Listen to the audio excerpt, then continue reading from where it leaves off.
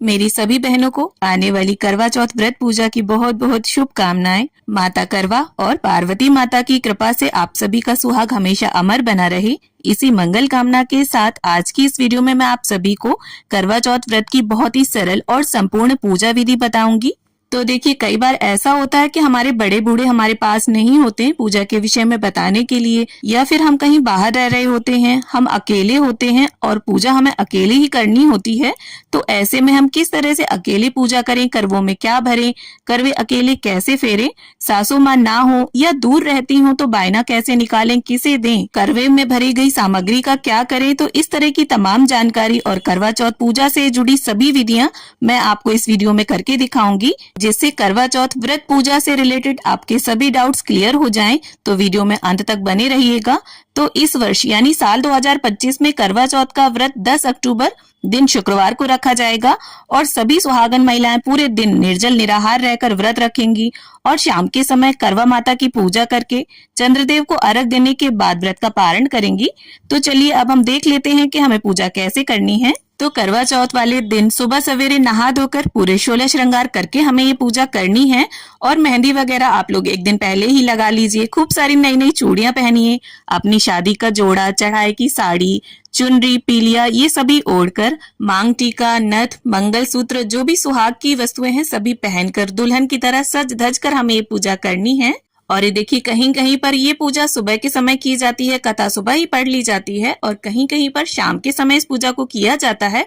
तो हमारे यहाँ इस पूजा को चंद्रोदय से थोड़ा पहले किया जाता है और तभी कथा सुनी जाती है। तो एक पवित्र स्थान पर चौकी या पट्टा बिछाकर उसके ऊपर लाल रंग का वस्त्र बिछाएंगे। फिर हमें अक्षतों का या फूलों का आसन देना है और करवा माता का फोटो या कैलेंडर आपको लेना है। और अगर फोटो लेते हैं तो हर साल नई लेने की जरूरत नहीं है, कैलेंडर हर साल नया लिया जाता है। अब लेने हैं हमें 2 करवे। अगर आप अकेले पूजा करेंगे तो आपको 2 करवे चाहिए होंगे। और करवे के कंठ पर मैंने मूली बांध ली है और यहाँ मैंने सजे करवे लिए हैं। आप चाहे तो सिंपल या फिर एक पीतल का एक मिट्टी का करवा भी ले सकते हैं। तो चलिए देख लेते हैं कि करवों में हमें क्या भरना है। तो एक करवे में हमें जल भरना है और ये जो करवे की टोटी है इसे देखिए, थोड़ी सी कॉटन लीजिए, सीक लीजिए और इस टोटी को हमें इस कॉटन से बंद कर देना है, जिससे पानी जो है वो बाहर ना निकले। और कहीं कहीं पर देखिए 7 सीकें लगाई जाती हैं। तो अगर आपके यहाँ सीकें लगाई जाती हैं तो सीकें भी लगा सकते हैं। और जल वाले करवे से ही हमें शाम को चंद्रदेव को अर्घ देना होता है। तो इस प्रकार से शुद्ध जल भर लीजिए। अब चूंकि चंद्रदेव को अर्घ देना है, इसीलिए या तो एक चांदी का सिक्का या फिर आप इसमें चांदी का छल्ला भी डाल सकते हैं। तो यहाँ पर मैंने चांदी का सिक्का डाल दिया है। इसके बाद इसे ढक्कन से ढक देंगे। अब देखिए दूसरे करवे में हमें क्या भरना है। तो दूसरे करवे में आप ड्राई फ्रूट्स, मिठाई भर सकते हैं। और बाजार से अगर मिठाई मंगवाई है तो वो भर सकते हैं, वरना आप बताशे भी देखिए एक तरह की मिठाई है, वो भी भरे जा सकते हैं। तो इस तरह से दोनों करवे तैयार करके हम ढक्कन से ढक देंगे। अब हमें 2 छोटी छोटी गेहूं की ढेरी लगानी है। आप बाजरा या अक्षत भी रख सकते हैं। और ये जो करवे की टोटी है ये हमें करवा माता के साइड रखनी है। तो इस तरह से अच्छे से स्थापित कर लेंगे हम करवों को। और ये देखिए, पूजा की जो विधि है तो क्षेत्र के हिसाब से थोड़ा बहुत परिवर्तन आ जाता है, पर पूजा का मेन उद्देश्य पति की मंगल कामना ही रहती है। तो इस तरह से करवों को स्थापित करने के बाद एक प्लेट पर थोड़े अक्षत या गेहूं डालकर हम दीपक रख लेंगे और उसे प्रज्वलित कर लेंगे। और इसके बाद गंगा जल और फूल की सहायता से स्नान के भाव से सभी को छींटा दे देंगे। वस्त्र की भावना से सभी को कलावा अर्पित करेंगे। और करवों में हमने पहले ही कलावा बांध दिया है। और यहाँ पर करवा माता को मैं लाल रंग की चुनरी अर्पित करूंगी। आप चाहें तो लाल रंग का ब्लाउज पीस भी अर्पित कर सकते हैं। अब इसके बाद चौथ की जो तिथि होती है उसमें गणपति जी की पूजा का विशेष महत्व होता है। तो यहाँ पर प्रथम पूज्य गणपति जी को टीका करेंगे। करवा माता, सूर्यदेव, चंद्रदेव और फोटो में जितने भी देवी देवता विराजमान हैं सभी को हम रोली या कुमकुम से तिलक करेंगे। इसके साथ ही करवों को और दीपक को भी हमें टीकना है। तो देखिए, अगर आप अकेले हैं तो इस तरह से 2 करवे लेंगे जैसे मैंने दिखाए हैं। और अगर 2 जन पूजा कर रहे हैं तो दोनों जनों का एक एक करवा होगा। और उस करवे में फिर आपको मिठाई और ड्राई फ्रूट्स भरना होगा। और जल वाला जो करवा होगा अर्घ देने के लिए उसे आप अलग से तैयार करेंगे। अब देखिए, जिस तरह टीके पर चावल लगाते हैं ना, वैसे ही हम सभी को अक्षत अर्पित करेंगे। और करवों के ऊपर भी 2-4 दाने गेहूं या चावल के आप डाल दें। अब इसके बाद गणपति जी को यहाँ पर लाल गुलाब और धूप घास में अर्पित करूंगी। और करवा माता को भी यहाँ लाल गुलाब अर्पित करेंगे। तो जो भी पुष्प हो आप वो सभी को समर्पित करें, और फूल ना हो तो कोई बात नहीं, आप बिना फूलों के भी पूजन कर सकते हैं। अब देखिए जो भी बाजार से आपने मिठाई मंगवाई हो उसका भोग समर्पित करें, और घर पर अगर कुछ पकवान बनाया है शुद्ध सात्विक या फिर बताशा, मिश्री और ऋतुफल का भी भोग अर्पित कर सकते हैं। अब देखिए करवों को हमें खाली नहीं छोड़ना है, इनके ऊपर भी कुछ मीठा रखेंगे। आप देखिए करवा माता को यहाँ पर कुछ सुहाग का सामान हम अर्पित करेंगे। तो आप चूड़ी, बिंदी, महावर, मेहंदी, सिंदूर, ये 5 चीजें जरूर लें। आप 1-2 वस्तुएं भी अर्पित कर सकते हैं, या इच्छा हो तो 16 श्रृंगार भी अर्पित किए जा सकते हैं। और बिंदी के पत्ते में से एक बिंदी निकालकर हम करवा माता को लगा देंगे। अब देखिए हमें एक छल्ली चाहिए होगी जिससे हम चंद्रदेव के और पति के दर्शन करते हैं, और इस छल्ली को आप घर पर भी डेकोरेट कर सकते हैं, या बाजार से भी सजी सजाई छल्ली आराम से आपको मिल जाएंगी। तो वो छलनी आप ले लें, और एक दिया हमें चाहिए होगा आटे या मिट्टी का, क्योंकि हम ऊपर छत पर जाएंगे पूजा करने, तो ये दीपक हमें वहीं छोड़कर आना होगा। तो इस तरह से इसे भी हम यही चौकी पर रख लेंगे। अब इसके बाद हमें सुननी है कथा, वो बहुत जरूरी है। इस व्रत में बिना कथा पढ़े या सुने व्रत पूर्ण नहीं माना जाता। तो एक शुद्ध जल का लोटा भरकर चौकी पर रखेंगे। इसके बाद सीधे हाथ में गेहूं के कुछ दाने लेकर हम करवा चौथ की व्रत कथा को पढ़ेंगे। और देखिए अगर आप साथ में पूजा कर रहे हैं तो कोई कथा कहता है, कोई सुनता है, तो काफी अच्छा लगता है, क्योंकि कुछ पूजाएं ऐसी होती हैं जो ग्रुप में ही अच्छी लगती हैं, जैसे करवा चौथ, वट सावित्री। और देखिए करवा चौथ की पूजा के बारे में अगर आपके घर पर कोई बड़ा बूढ़ा बताने वाला ना हो तो आप इस विधि से भी पूजा कर सकते हैं। और देखिए अगर आप 2 जन पूजा कर रहे हैं तो कुछ रिश्ते ऐसे होते हैं जिनमें करवे आपस में बदल लिए जाते हैं, तो वो भी मैं आपको आगे बता दूंगी। और देखिए करवा चौथ की कहानी के बाद गणेश जी की भी कहानी हमें जरूर से पढ़नी है। और अब हमारी कथा संपन्न हो गई, तो हाथ के जो गेहूं के दाने हैं, तो साड़ी, चुनरी, पीलिया जो भी आपने पहन रखा हो उसके पल्लू के छोर में आप बांध लीजिए।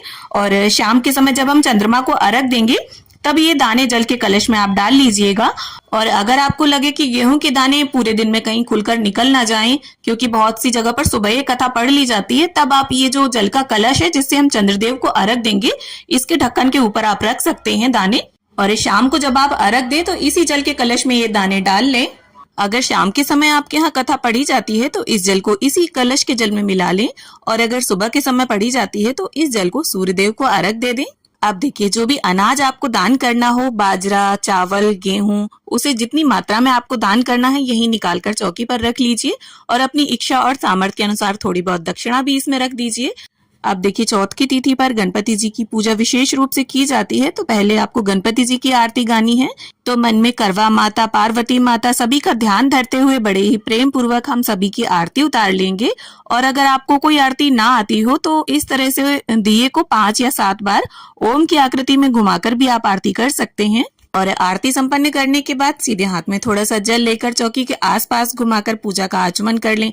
अब इसके बाद हाथ जोड़कर करवा माता से पूजा में रही कमियों के लिए क्षमा याचना करेंगे और अपनी पति की लंबी उम्र की कामना करेंगे।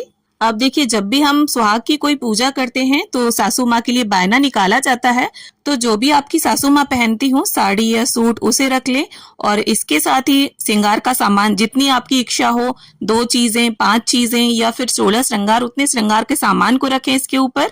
और इसके साथ ही बायने में कहीं पर फल दिए जाते हैं, कहीं पर मिठाई, तो आप दोनों में से कुछ भी रख सकते हैं।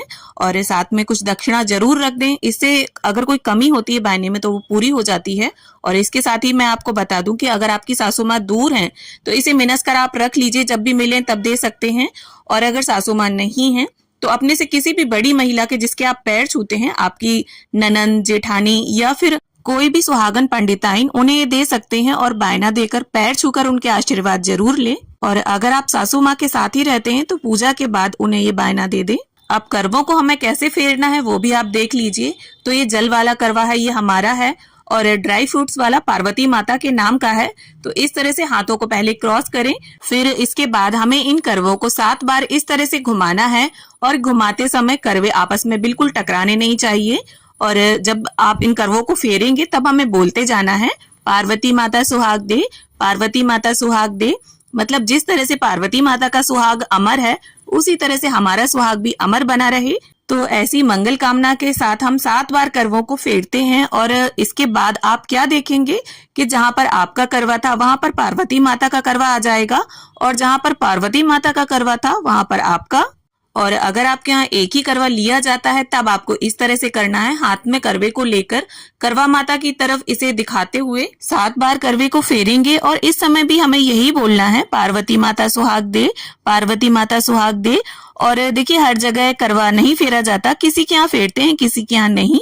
अब देखिए इसके बाद शाम को जब हम चंद्रदेव की पूजा कर लेंगे, इसके बाद हमें करवा माता से सुहाग जरूर लेना है। तो अपनी चुनरी या साड़ी के पल्लू में हमें अपनी शादी का सिंदूरा रखना है और 5 या 7 बार सिंदूर हम करवा माता को अर्पित करेंगे। और जितनी भी बार आप करवा माता को सिंदूर लगाएं, उतनी ही बार आपको इसे माता से लेना है और अपनी मांग में सजाना है। और इस सिंदूर माता को लगाते समय और अपनी मांग में सजाते समय हमारी कामना सिर्फ यही रहेगी कि हमारे पति की आयु लंबी हो।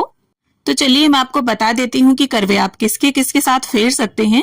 तो अगर आप देवरानी, जेठानी, बहन या सहेली के साथ पूजा कर रहे हैं तो आप इनके साथ आपस में करवे फेर सकते हैं। और माँ और सासू माँ के साथ करवे नहीं फेरे जाते। तो इस तरह से करवा माता की पूजा, चंद्र पूजन, पति पूजन करने के बाद सासू माँ को बायना देकर उनके पैर छुएं, अपने सभी बड़ों के पैर छुएं, उनका आशीर्वाद लें और इसके बाद व्रत का पारण करें। और जो सुहाग का सामान हमने करवा माता को अर्पित किया है उसे आप अपनी ननंद, जेठानी को भी दे सकती हैं और 1-2 चीजें अपने लिए प्रसाद स्वरूप रख लें। और इसके साथ ही एक कमेंट बहुत आ रहा था कि हम जो करवा भरते हैं उसका हमें क्या करना चाहिए। तो जल वाला जो करवा है उसे चंद्रदेव को अर्घ देना है और जिसमें ड्राई फ्रूट्स और मिठाई भरी है वो अगले दिन अगर अच्छा वार पड़ता है तो उसे खोल लिया जाता है और इसके बाद हमारे यहाँ उस करवे के सामान को खा लेते हैं प्रसाद स्वरूप में। तो उम्मीद करती हूँ करवा चौथ पूजन की ये सरल सी विधि आप सभी को जरूर पसंद आए। जानकारी अगर यूजफुल लगी हो तो वीडियो को लाइक करें और चैनल को सब्सक्राइब कर लें।